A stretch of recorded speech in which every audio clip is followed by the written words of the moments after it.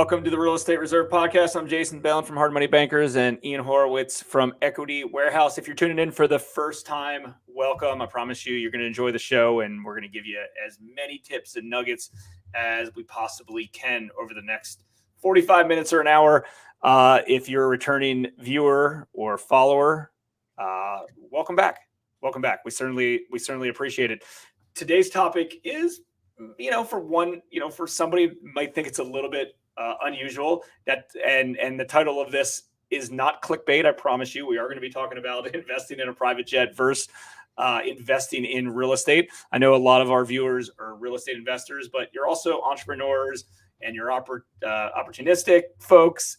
You might be private lenders, whatever the case is, right? So this is an interesting topic, and it's something that Ian and I have looked into here for, the last year or so. And when Ian reached out to Tom, who we're going to introduce you to in a second, we felt that he was the man for the job, the expert in this field that can explain this topic to our audience.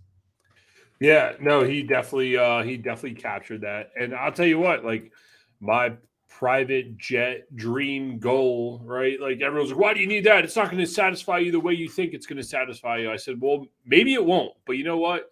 Maybe it will. And that's kind of what took me down this, because I feel like everyone needs a goal to work towards, right? You need something. And this, to me, the idea of a private jet and owning and having one is just like such an unobtainable goal in my mind that I'm like, okay, this is what I'm going to work towards. So then I started on my own little journey and got my private pilot's license, right? Just to be like, hey, let me go bump elbows the same way we do it in the real estate world. Well, if I don't know what's going on, I'm going to go to a conference, or I'm going to go to a meetup or a mastermind. I'm going to go bump elbows with people and say, how am I going to go learn this, right? Like, and I got to go out and learn how to fly and get more comfortable with that. And then as I'm moving along, it's like, all right, well, let's start talking to jet brokers. Let's just talk. Like, let's just find out. Let's do the due diligence on it and grow and scale in that fashion. So Tom has put out some great content. I reached out to him, and you know what? Screw it. Let's just bring him in. So Tom, hey, welcome to the show. What's up, guys? How's it going? Good, man. It's well, I think you're in sunny Florida where it's always warm, but today is a beautiful day out. And actually, I wound up canceling my flight lesson to make sure we do this podcast, because that's how excited I am about. Wow. So I'm trying to get my instrument rating. So, but either way, hey, what you just want to introduce yourself and kind of talk about what you do and how you got into the private aviation industry? Yeah, for sure. So my name is Tom Lelyo. My agency is Jet Life Aero, and I've been in aviation for a number of years now. It all started when I was in high school and saw the movie Top Gun and wanted to fly myself. I tried to be a private pilot, took 3 lessons, and I quit. But before my life in aviation, I was a youth pastor for about 10 years. And now here I am specializing primarily in light jets, a lot of the citation line. And as of late, just because I love consuming content like this, a lot more people have been interested in buying private jets and using it as an investment vehicle. So that's what brings me here today. Nice. Nice. Good. That's awesome. I don't even know where to start, because I want to dive in. I got a bunch of questions for you. Let's just dive in. Talk about let's talk about owning a private jet as an investment vehicle. Let's see where this part of the conversation goes. Yeah. So basically what I always tell people, my whole goal with my YouTube channel, with all my guides and everything, is I want to pull back the curtain on private aviation, because when I was getting into the private aviation world, there was really nothing out there. I mean, I saw the Gulfstreams, the celebrities, if you YouTube stuff, there was a lot of listing videos or very technical, like this jet can go this far and has this much of a fuel burn and max takeoff weight. And it just didn't mean anything to me. So my goal is to pull back the curtain and just speak plainly, into, you got questions, I'm going to help you out. So when people get into private aviation, a lot of people think, well, I can't afford a jet, I can't fly private. And that's just not the case. As probably a lot of your listeners may have already experienced, you can start off with chartering a private plane, that's only going to cost you a couple $1,000s to go from point A to point B. And then from there, you can go into jet cars, you can get into fractional ownerships, you can own your own aircraft if you're flying that much, or you can even take the route of buying a jet and leasing that back to a charter operator and try to generate revenue from there. So it's a wide range of private aviation that I help people get plugged in wherever they're at in their aviation journey, because there's absolutely nothing like flying private. As you would know, Ian, just like with your own plane, even if it's a 172, it's just a fantastic experience. It's a very freeing experience, I will say. I have not been in a private jet. Actually, I think Jason, you have been in one. I have, yes. I have not, but I'll just say go to the airport, just being able to walk out on the tarmac, right? Like being able to walk out just to the plane to go fire up your own plane and go for a flight. It's just it's freeing. It's different, right? Like you're not confined. Like the airlines are really just the Greyhound bus of the air, right? Like you got to go through this whole thing to get on a plane to go where you want to go, and they do a good job. They make you feel comfortable, but there's nothing like just walking out to a plane, getting in, and just going and being up there and just being free. It is definitely a different experience. Yeah, 100%. So I've heard of stories of individuals that own planes, and they obviously lease it back to the chartering company. I don't know if that's the right word in order to do so. Like, walk us through kind of how that process would work. Like, what type of plane, what price point would typically be the best? How would it structured it? How would they structure it? Like, let's just say, hey, I want to buy a plane. Yep. $4 million plane. I don't know, whatever it costs. Like, how would I finance it? Would I have to pay cash? Would I create an entity that owns the plane? Would I have to hire pilots and things like that? Like, if you could, maybe walk us through that. Yeah. So I'd be happy to walk you through that. I'm just kind of thinking, like, the questions that you're kind of bringing up, I think it'd be really good to kind of get started from the beginning. So, like, sure. With my guide, basically the way I look at it is step one, is it even a good vehicle for investment, and what are some of the things you want to look out for? So, a couple things that I talk about is, your acquisition costs, obviously anywhere from $500,000 for a private jet all the way up to 8 million, 10 million, whatever you want to invest in. So, it's a high investment, threshold. It's not just like anyone's just going to go ahead and, for a few $1,000s buy a jet. I mean, you're talking at least $1 million that you're going to need to be liquid to invest in that. So you got your acquisition costs. Next, you got to talk about the fact that it's a mobile asset. Like, this thing's flying all around. It's not like a piece of property that you have a lot of control over.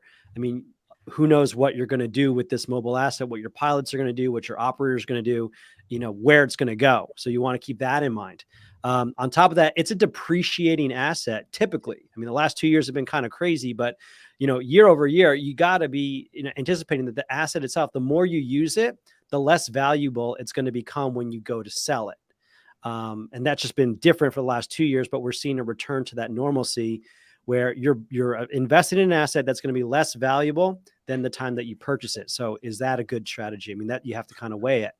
And then the last thing, kind of to your original question, is when you buy a private jet, it's not like buying a piece of personal property where you can buy it, fix it up, and then just throw it up on Airbnb, VRBO, and off you go. In order to generate revenue from this asset, you need to go through the FAA. You need to have what's called a charter certificate or a 135 certificate. And I can tell you exactly, different ways that you can do that. Yeah. Anytime the government gets involved, it's automatically more expensive and going to take you a lot more time. I got my license in December and I still don't have it. I'm going on almost 3 months now without my license. I just have a temporary one. But, hey, it is what it is. It's the government. I was a government employee. I get it. Paid days the same every other Friday. What you going to do? For sure. But I think, like, something that to clarify, and even just as like a private pilot, it comes up, is talking about the mission. And I think that's kind of what you were getting at. Like, what's the mission of your plane? The same way, what's the mission of a piece of real estate? Like, you're going to go buy a piece of land. You're not just going to go stick houses on it when it's in a commercial business district. Right. The same way, you're not going to go buy a 172, but you want to be able to get across the country in a timely manner. And I think understanding what your mission is helps guide you to what type of plane you potentially want. Right. Yeah, no, absolutely. And so, the mission is typically what I would tell people. Well, two things. Number one, what is your mission? Is this a hobby that you want a private jet for your own use, you just kind of want to offset your costs, or you want somebody else in charge of overseeing the maintenance and managing the aircraft, so you're not really generating revenue, but you're just kind of, offsetting costs. Is that the mission, or is the mission to make money? And the mission is, this is an investment vehicle, so you're really only going to use it, maybe once a month or less, and then you're truly going to put it into work for you. And so from there, once you determine your mission, now you go to the charter operators, because there's 3 ways to get a charter certificate. You can start your own. That's going to take paperwork. That's going to take about 2 years to get back from the FAA. Like you said, they move slow. You're going to need to get your own director of maintenance, to get a chief pilot, to get a plane that's going to be 135 ready. So there's a lot involved, at legwork, just to get your own certificate. Or you could buy a certificate, one that's already in process, costs you anywhere from $1 million up, depending on what plane comes with it and how broad of a certificate, because there's different levels of certificate. And then lastly, what we're kind of going to dive into now is this idea of partnering up with a charter operator. Someone who already has a certificate, someone who's already, established in the market and is in need of more aircraft because there's so much demand, they need more aircraft. And so you come across to them and say, hey, I've got capital, I can purchase an aircraft for you. I'll lease it back to you, and we'll split the revenue however you want to do that. And so that comes down to what is the mission of the operator, which is going to reflect what jet you're going to get. Because some operators like the light jets, some need the real heavy jets like the Gulfstreams, and a lot of them, really use the mid-sized jets. So now we're into what's the mission of the operators. Right. So the plane is the same as the piece of property. The Part 135 or the charter certificate is the same as a rental license or your license to do business. Your charter company is basically your property manager, and then your pilots or your employees the same as porters or maintenance guy. Yeah. But you know what I mean? Like, it's just trying to frame it up for people to understand that, like, when you invest in real estate, you have all these parts. Well, if you're going to invest in private air travel, it's the same thing. There's all these parts that you need to operate to be able to do it and make money and do it the legal way. And I'm sure insurance is insanely expensive the same way it is in real estate. So, yes.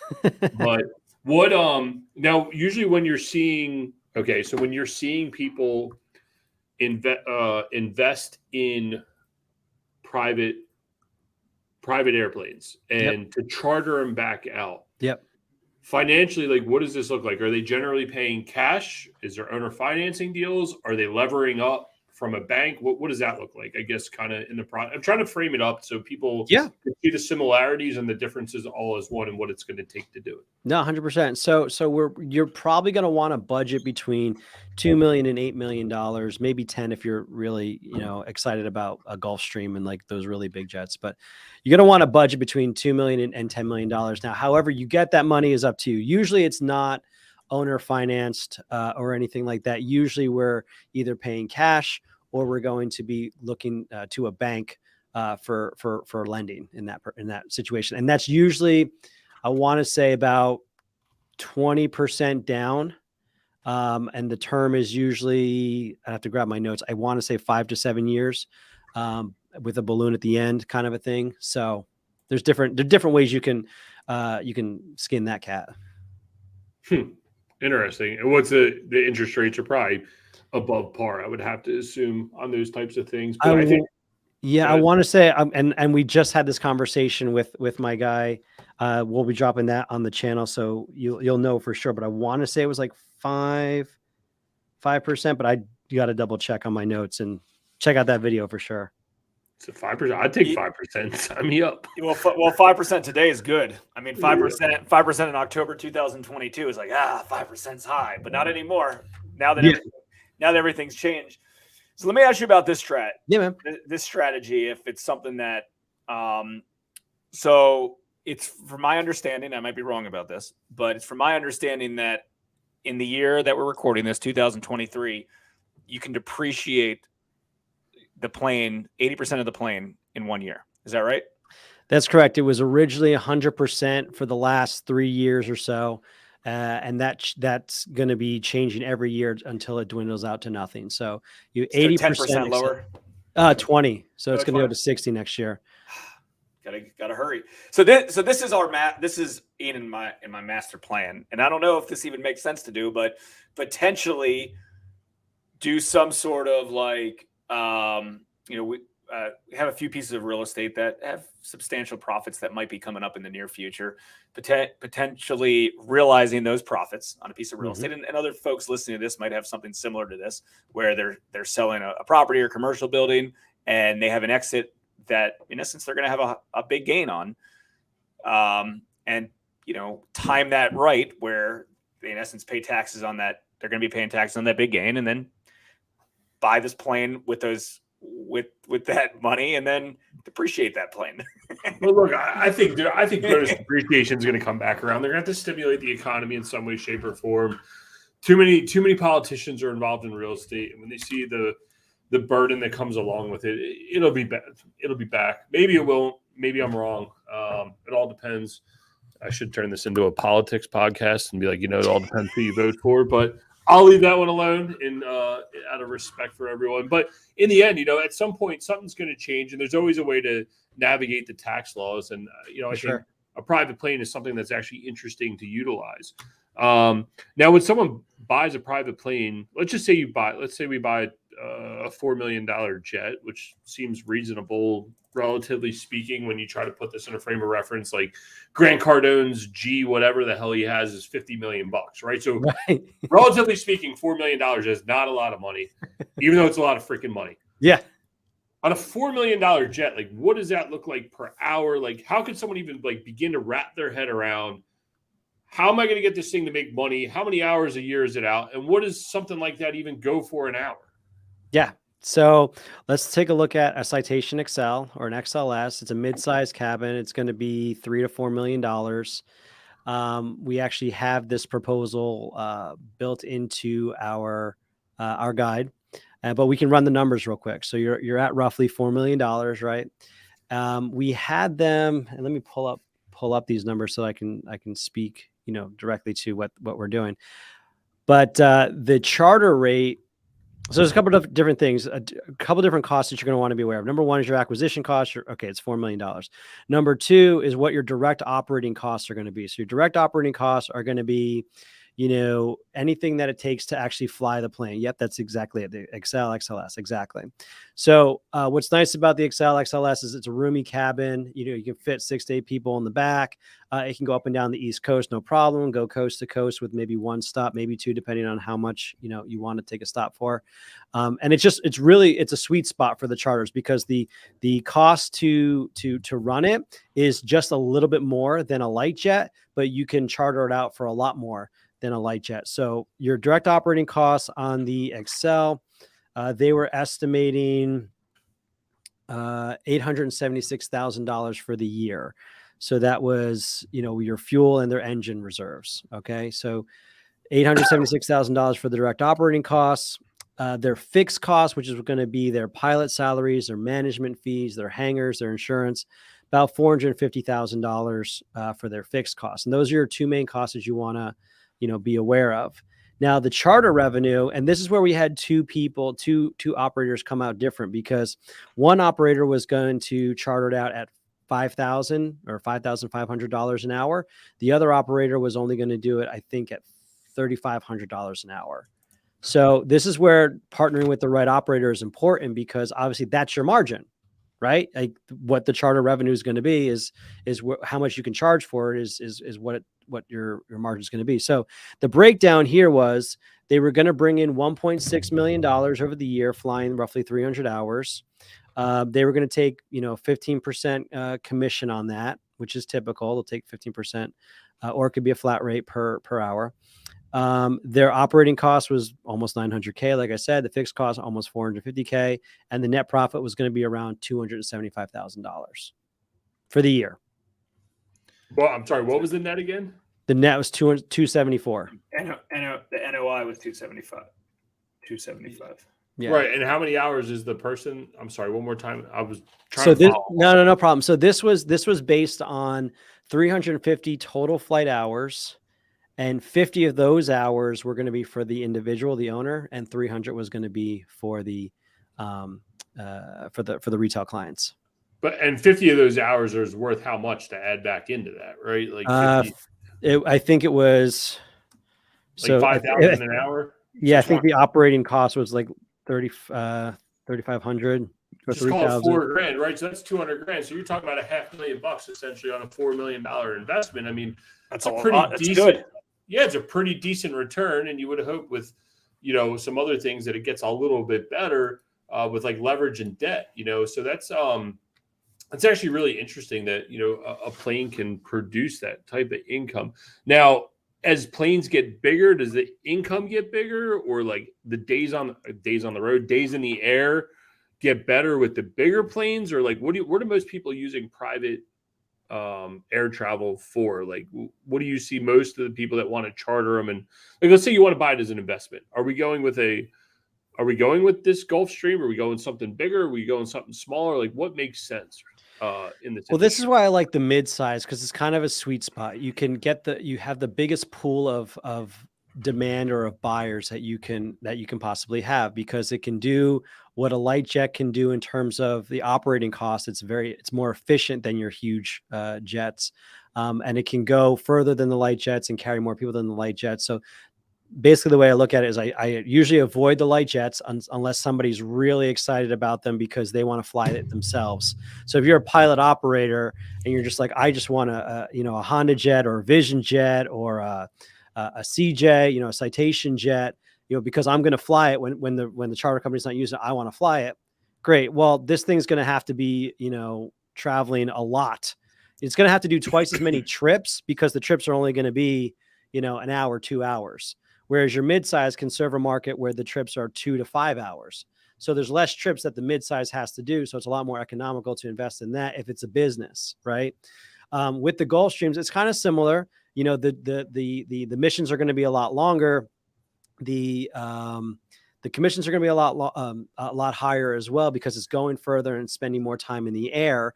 But you're also it's going to be a beast of a maintenance. I mean, an example, a Falcon 900, with a C check, a couple landing gear overhaul, and a couple of service bulletins. I've got one that's going to need all that maintenance in 2 years. That's $1 million bill right there.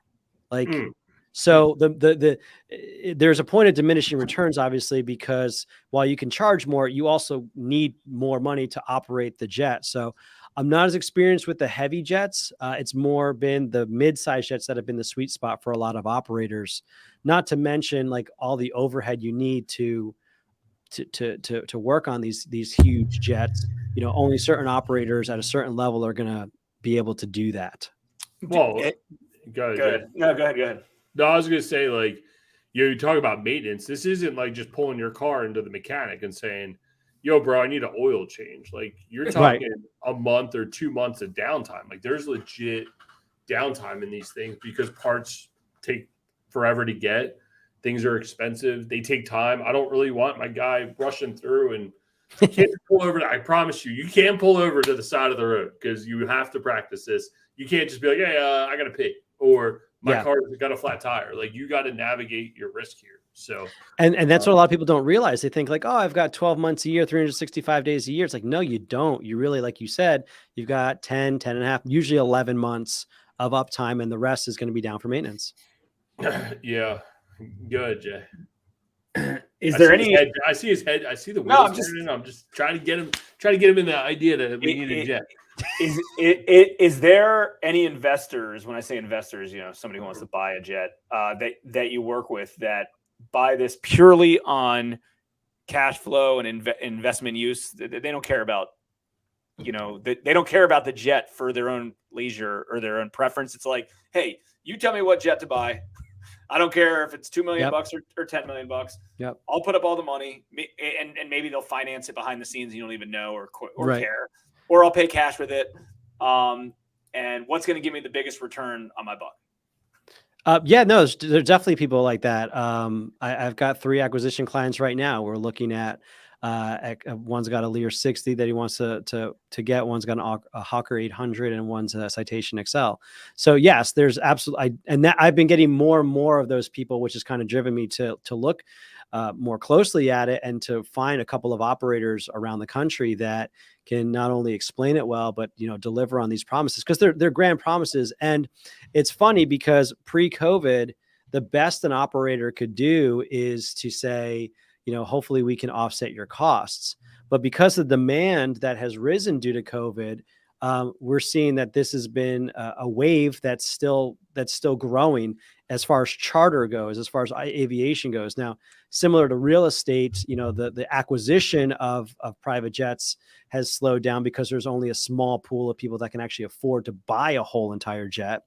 But the pool of people that can afford a charter has increased because of COVID, because of the demand for private aviation. So there's certainly, Jay, to your point, like more and more people are coming to me and saying, how do I do this? Just find me the right jet. And I love that because it allows us to work with the operators to maximize the operator's performance. We're not being hamstrung by a guy that's like, oh, well, my buddy has a Gulfstream, so I'm only going to buy Gulfstreams because, I got to keep up with the Joneses. It's better to come into this, if you're treating it like a business, it's better to come into this and just say, like, yeah, tell me what the right plane to buy is. And it's also going to depend on market availability. Citations are amazing. They're hard to find. Hawkers are really hard to find. So more and more people are getting into Lear jets now. So it also depends on the market too. Yeah. Good. Shoot, what was I gonna say? Sorry, dude. We're very passionate about it's like the dream. We're both very passionate about it. So it's like, all right, as an investment vehicle, I mean, if we wanted to fly private, we would pay to fly private. It's more of, hey, how can we make this, let me speak to that. Like, one thing about this as an investment vehicle is aviation is notoriously inefficient. You talked about the FAA and how the FAA is very slow. We've got parts, holdups. We've got availability holdups. Even when you're chartering, there's two types of charter models that you have. You've kind of got your hub and spoke, where you want the plane to be, located nearby you. So you pick the charter operator that's at the airport, and they just fly away from the airport and back, away from back. And once in a while, maybe they'll string, when they go away, maybe they'll find someone that needs to come back. And so they'll bring them back on that plane. And that's maximum efficiency, right? The plane is going, someone's paying for it. The plane is coming back, someone's paying for it.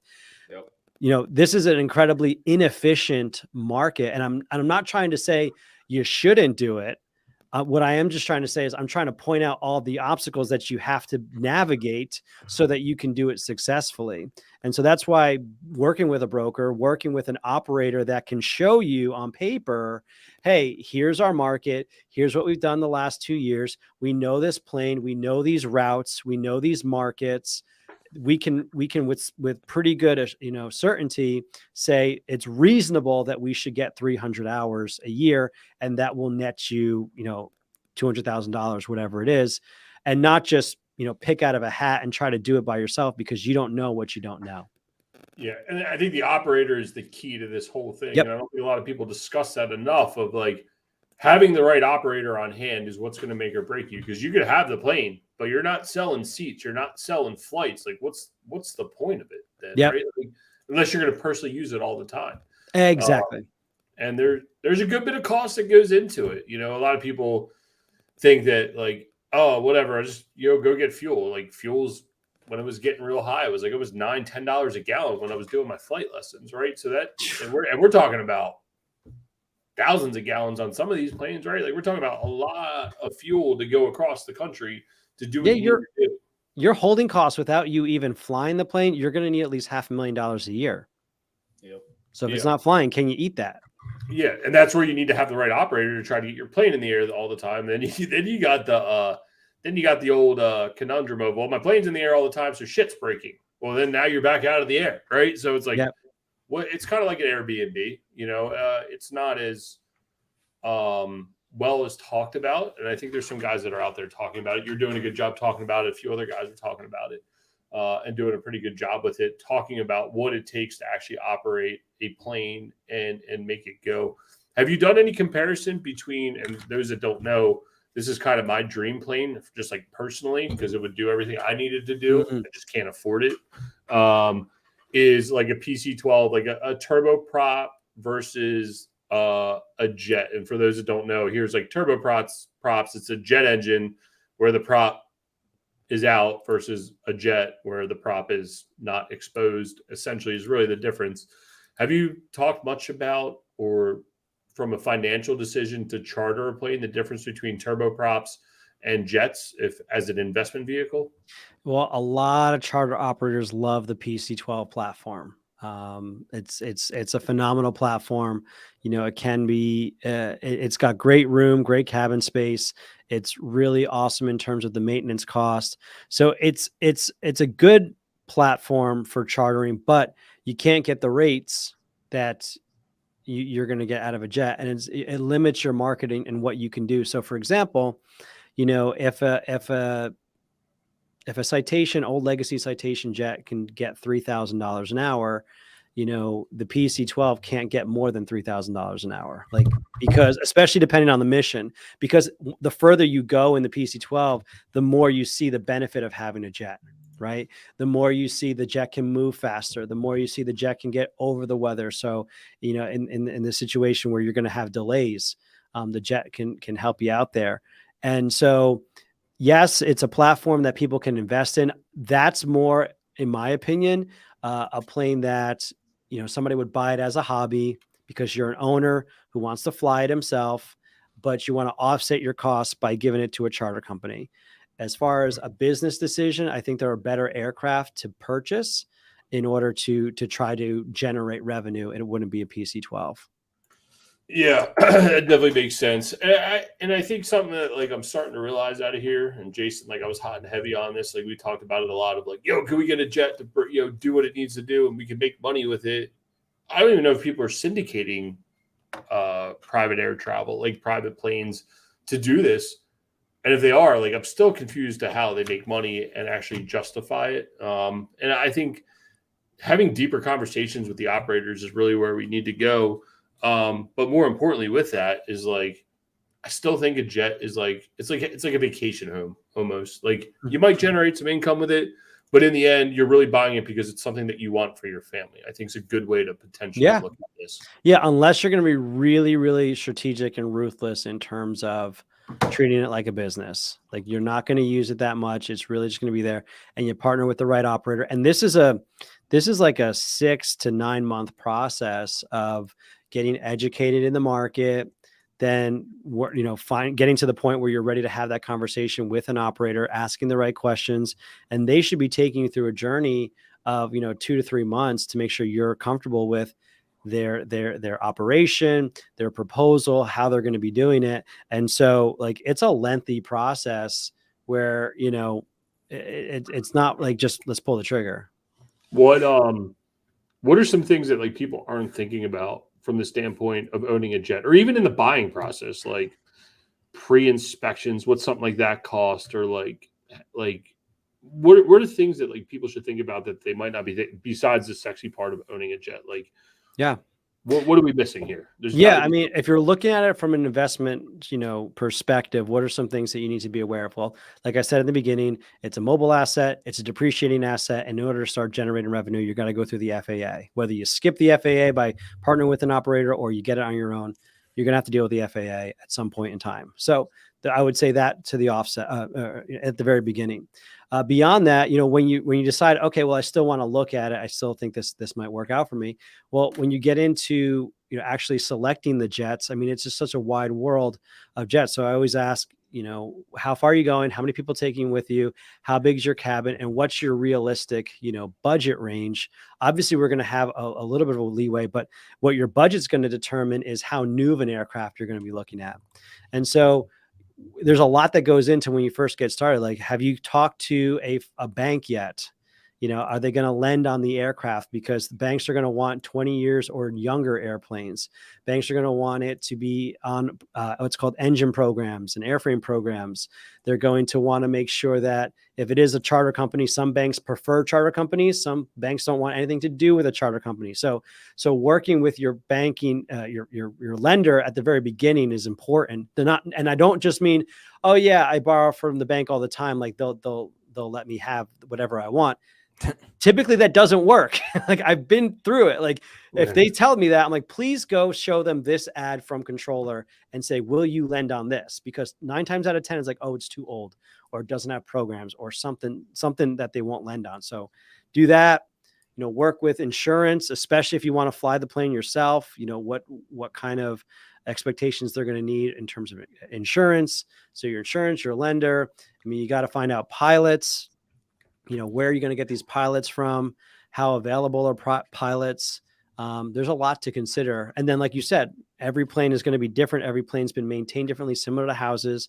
When you get into your negotiations, you're going to have a pre-buy and you're going to do an inspection. You're going to take a test flight. So what are the things that you need to be looking for?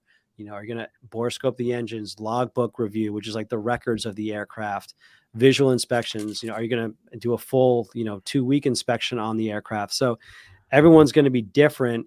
And then, finally taking delivery of the aircraft. So there's a lot to that goes into doing your due diligence when it comes to acquiring a jet, for sure. It's just like anything else, any other asset that you're investing in. It sounds like a lot of stuff because I think a lot of folks probably aren't familiar with it or never thought about that. But, it's pretty overwhelming if somebody buys their first house or their first commercial building as well. It's similar. You don't know what you don't know. I just think the whole thing that's very appealing, especially short term, is the depreciation side of it. That you can depreciate the whole thing, 80% of it in the first year, which is, you can have an accelerated appreciation schedule on other assets and other real estate and stuff like that, but not the 80% mark. So it's one of those things that, if you have the cash, if you have a large capital gain or you have a large gain from something and you're looking to invest in some sort of asset, I don't know. To me, it seems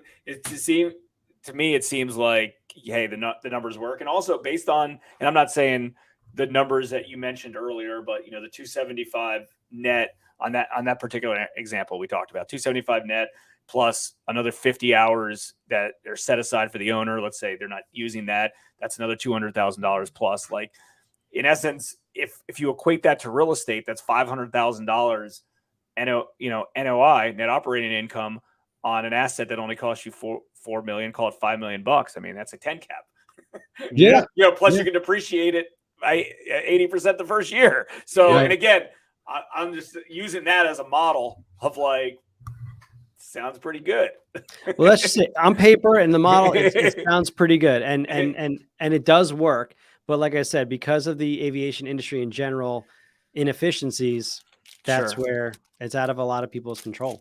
Well, and the disposition's similar to real estate. It's illiquid, right? Like, it's going to take time to find the right buyer to dump the asset. It's not like a car where you could just go trade it in or get cash for keys. Mm-hmm. There's a lot of things that go into that. I don't know, man. It's just like, I think it's more obtainable than people put it on a pedestal to be if you want it. Right? Yes. Yeah. 100%. So don't some planes appreciate? Well, the last few years, yeah. I saw when I first got started, it was like a 1990 Citation 5, roughly, 560. That was $1 million plane down to $800,000, depending on what you came at. And last January, I sold one close to $2 million. Like, literally from like 1 year to the next, like it appreciated by $1 million. I couldn't believe it. And it was just the frenzy that we saw in private aviation. And what happened was, the choice pickings, they got gobbled up first, the newer ones, and then it got into the older ones. And then people started paying stupid prices because they just wanted access to these jets. So the $1 million jet shot up to almost $2 million in the course of 2 years. that's one of the few times in aviation history that we've seen appreciation. The only other time you might see appreciation is if you are buying a brand new jet, like a $75 million global, 8,000, and you spend 80 million, and then it's, oh yeah, we were not going to deliver it to 2025. Well, you wait your 2 years, it's, coming up on 2025, and you're like, what, I don't really need it. So you'll go sell the paper to somebody else, and you can sell it to them for, more than you paid for it. So that would be another way to appreciate an asset.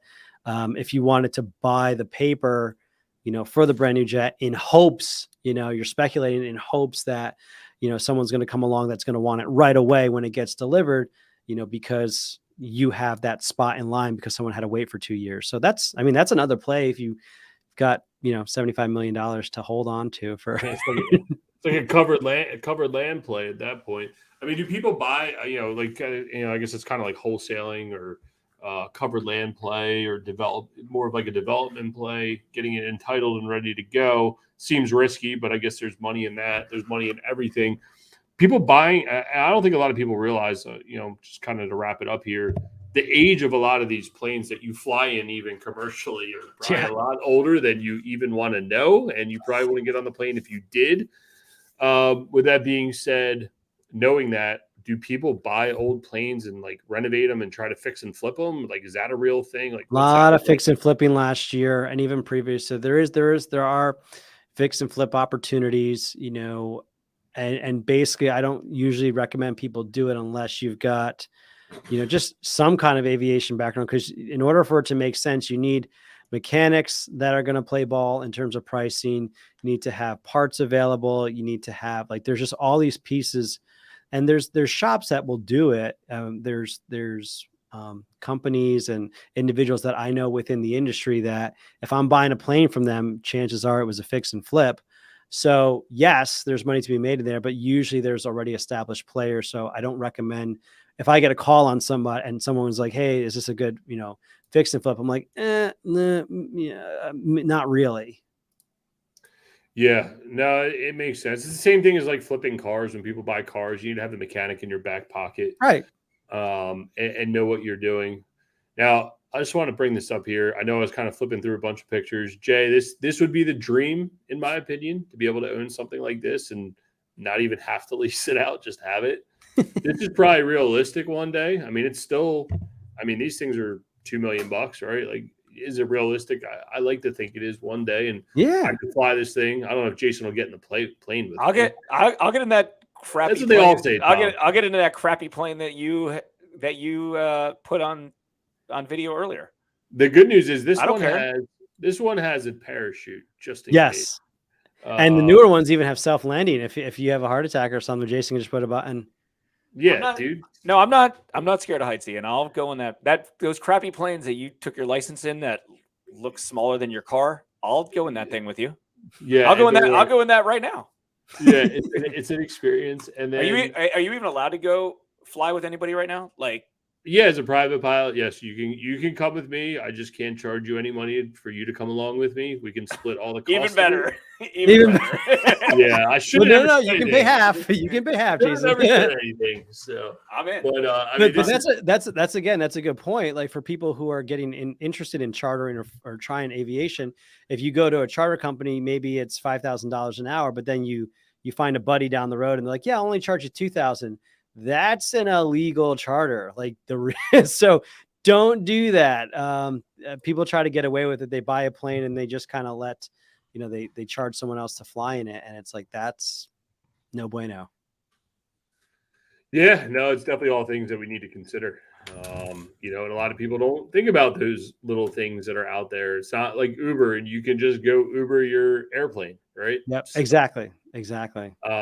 No, man, we appreciate it. I think it's good to bring it into, like, realistically, even like me picking up the phone and talking to you and having the phone conversation and talking about it. It makes it real. Am I going to do it? I don't know. But speaking it into existence, learning about it, understanding it makes it a better buying opportunity at a later date. And you're in the job of sales, so you're going to talk to presumably a lot of people either way. So we appreciate your information. But again, you might have a deal. You're like, yo, listen, like I know you guys are talking about this. Here's an opportunity. Are you ready to go? Well, it's the first time we're talking. I'm not ready to go. Right? I might not be ready to go on the 5th time we talk, but at least we're talking.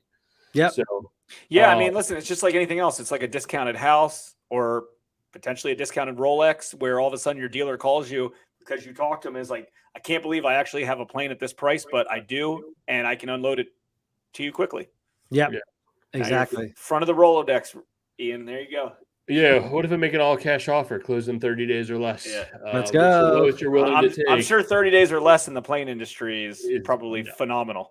I'm sure most of those sales are a lot longer. Yeah, exactly. And that's one piece of leverage that, I was fortunate to deal with a couple of really good buyers that would and so I have my Rolodex of guys like that, so that when I find a plane where the owner's like open to, a lower price point, okay, here's the lower price point, and we can move quickly. So Jay, we're getting in the Rolodex, babe. You're in the Rolodex. Hey Tom, well, no, dude, we really appreciate it. What's we like to ask everybody, like, what's a book or podcast that you're listening to now, or a book or podcast that's like changed your life that you would like for people to know about? For me, the biggest game changer has been like a lot of just Grant Cardone's content, Gary V, like any of their content is kind of what I'm listening to on a daily basis. And I know, the personalities are not always there, but what it's done for me is just undeniable. The confidence that it's given me, the drive that it's given me, like you said, that $2 million plane, like it's achievable. Like it is. And I have no reason to not think that, thanks to the content that I consume on a daily basis. Yeah. Everybody has their own thing that they listen to. I mean, I listen to Andy Frisell. A lot of people are like, oh, he's too over the top. He says the same thing every day. I'm like, I don't know. It resonates with me. I'll listen to it. Right. Who gives a shit? So, but no, dude, they got great content and they do a really good job with it. And if you resonate with it, take it for what it's worth and go kill the world, man. So yeah, for sure. What's the best place people can find you on the internet? I know you do a lot of stuff on Instagram and Facebook. Where can people find you, or what's the best way to get a hold of you? So for this audience, I put together a guide. It's only 7 pages, but it's an ultimate guide to investing in private jets. So you go to theultimatejetguide.com/jet invest. theultimatejetguide.com/jet invest. That'll get you your guide, so you can invest in all my social media stuff there. At Tom Lelyo on TikTok, on Instagram, LinkedIn, and then of course my YouTube channel, Jet Life with Tom. Yeah, no, dude, you say it's only 7 pages, but you never know, man. That 7 pages might change someone's life. Well, exactly. Yeah. Anything, it might motivate them to go do more, to go get that private jet. So those might be the best 7 pages someone reads. And I looked at it and it was very informative, and it makes you think about a lot of things of like, what do you want your life to be like? Vision, like you start thinking about, man, what would a jet do for me? Or not do for me, sometimes like, what, this isn't the right move. I can tell you this though, I hate driving across the country and flying's way easier. I just hate waiting in the lines, even with TSA pre-check. It's still annoying to me. But yeah, man, you never know. So we appreciate you coming on. Look forward to it. And maybe one day we will have a YouTube video or a live podcast from our jet one day. What do you think, Jason? I'm in. So thank you for having me, guys. I appreciate it. Yeah, hell yeah. So thanks Tom. We'll see you guys soon. Thanks for tuning in to the Real Estate Reserve podcast. Do us a favor and like, comment, and share our broadcast. It helps the algorithm and helps us spread the word too. Till next time, thank you for tuning in.